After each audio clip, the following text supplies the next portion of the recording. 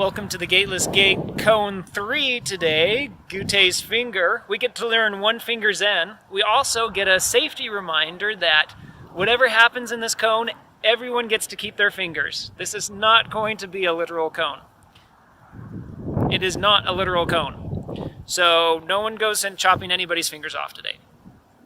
Okay, so with that, we've got this great situation where there's Master Gutei, and he's got this boy that's following him.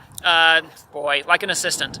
And so what happens is he's teaching all these people, and the people will come and ask him questions.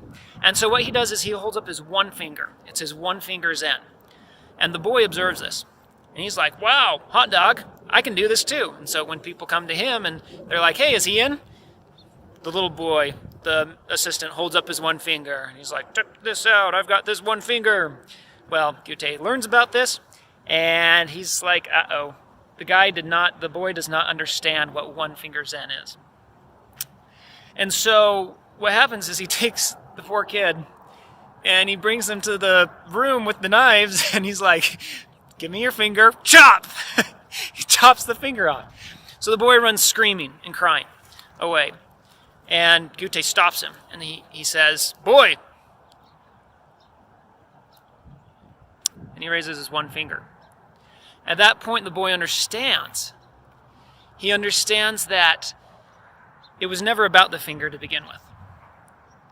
It was about what the finger represented. And that was the great fault of what the boy was doing, is he couldn't understand that the power of the one finger Zen didn't come from the finger, but the finger was a symbol of the one finger Zen. There's another lesson here that the spiritual is much greater and more powerful than the physical, which can be really difficult for us people in a very material and physical world to understand.